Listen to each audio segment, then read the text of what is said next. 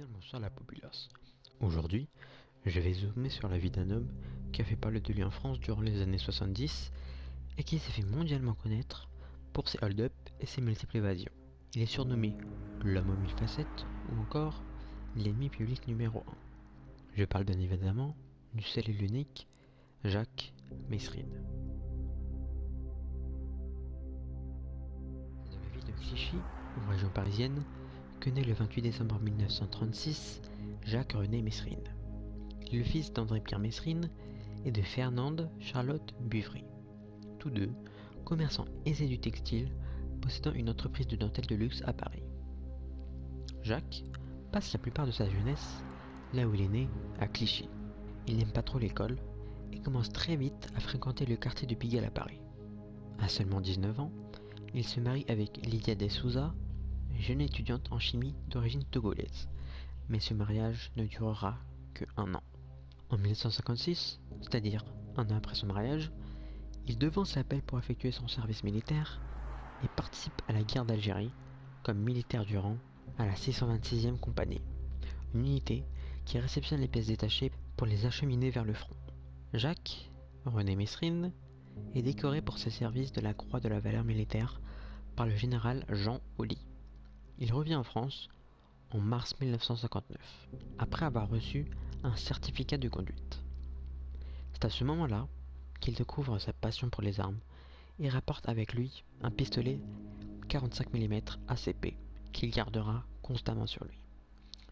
D'après ses proches, l'expérience de la guerre d'Algérie l'a profondément marqué.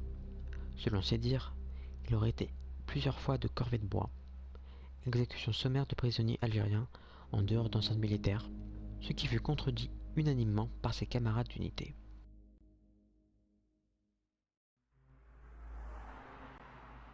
Le 4 décembre 1961, Messrine se remarie dans le 18e arrondissement de Paris avec Maria de la Soledad, avec qui il aura 3 enfants. Il divorcera en 1965. C'est durant cette période qu'il est interpellé pour la première fois et se voit contraint de régler une contravention pour port d'armes prohibé. Le 17 janvier 1962, il est interpellé à Neubourg avec 3 acolytes. Il sera emprisonné 18 mois à Évreux, puis à Orléans pour braquage et recel d'armes. Après son voyage en maison d'arrêt, Messrine tente de s'amender. Sa famille, pour le soutenir, lui propose de venir vivre dans une auberge dans l'Oise. L'établissement devient vite un repère pour bandits. Jacques trouve une nouvelle fois l'amour d'une certaine Jeanne Schneider, dont il affirme avoir tué les 2 souteneurs, mais aucun cadavre sera déniché. Le 2 décembre 1965, Messrine est interpellé alors qu'il dérobe des dossiers politiques dans la résidence du gouverneur militaire de Palma de Majorque. Au mois d'octobre 1966, Messrine ouvre un restaurant dans la capitale des îles Canaries, Santa Cruz de Tenerife.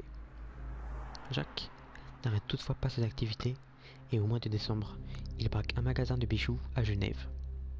Au mois de mai 1967, Messrine met le feu à une auberge à Compiègne. Le 15 novembre de la même année, il est reconnu lors d'un vol à main armée au sein d'un gîte de Chamonix. Le 6 février 1968, Messrine échappe aux flics et se sauve par l'aéroport d'Orly au Québec avec Jeanne Schneider. En ce temps-là, il n'est recherché que pour arnaque. Messrine s'établit au Canada et s'engage dans l'impressionnante criminalité. Jacques et Jeanne demeurent alors discrets et travaillent 5 mois pour Georges Deslauriers. Le duo le kidnappe pour les avoir congédiés et requiert à son frère Marcel une grosse somme d'argent de 200 000 $. Le 26 janvier 1969, le duo Messrine-Schneider quitte le motel des 3 sœurs à Percé où ils s'étaient expatriés et passe de manière non légale la frontière des États-Unis dans une petite embarcation vers Détroit. Le 30 juin 1969, le corps étranglé d'Evelyne Le Boutillier est découvert dans sa résidence. Le 16 juillet 1969, le couple est arrêté à Texarkana, en Arkansas, puis extradé vers le Québec en attendant leur procès. 1 mois après, ils s'évadent de la prison de Percé, mais sont repris le lendemain.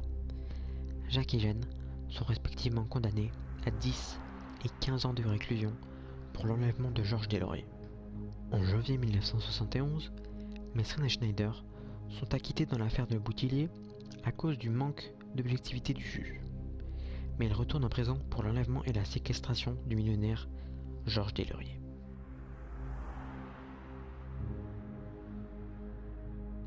Le 21 août 1972, Jacques Messrine est jugé et condamné à 10 ans de prison.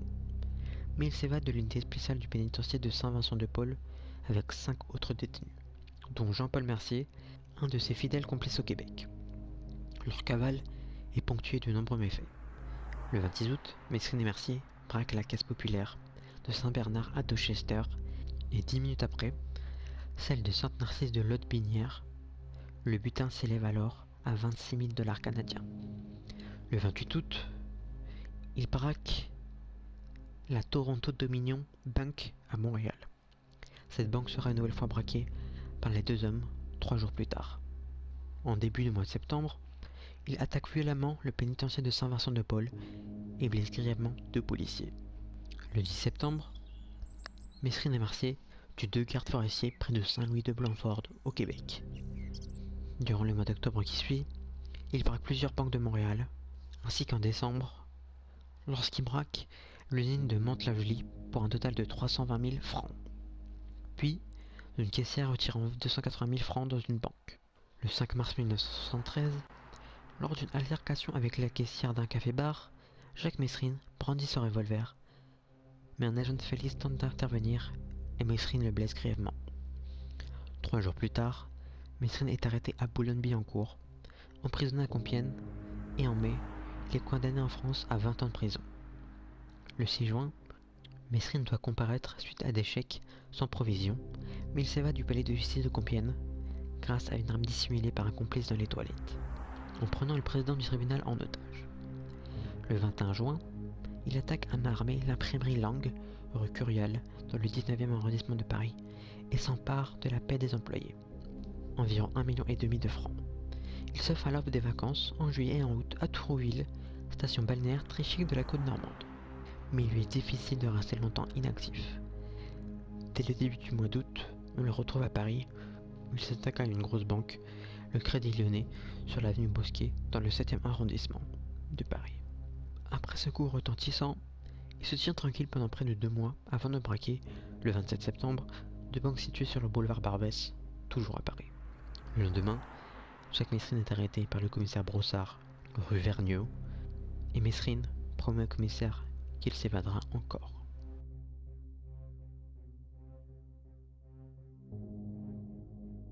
Le 5 janvier 1979, l'éditeur Jean-Claude Lattès reçoit une lettre de menace qui lui réclame 230 000 francs.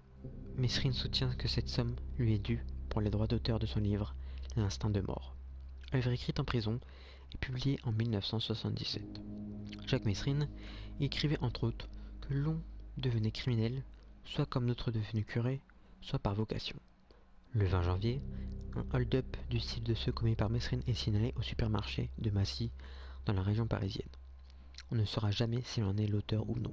Jacques Messrine emménage en mai rue Béliard, dans le 18e arrondissement, et enlève Henri Lelièvre, un millionnaire français. Les ravisseurs reçoivent une rançon d'1 million de francs, remise par Henri Lelièvre lui-même, notre criminel notoire, pour ainsi des vacances au Portugal et dans d'autres pays. L'opinion publique et les médias s'intéressent de plus en plus à ce bandit. Ennemi public numéro 1. Une unité, l'anti-Messrine, est même créée à Paris. Le 10 septembre, Messrine tente un guet-apens à Jacques Tillier, journaliste, auteur d'articles mensongers, selon lui, et le blesse par balle.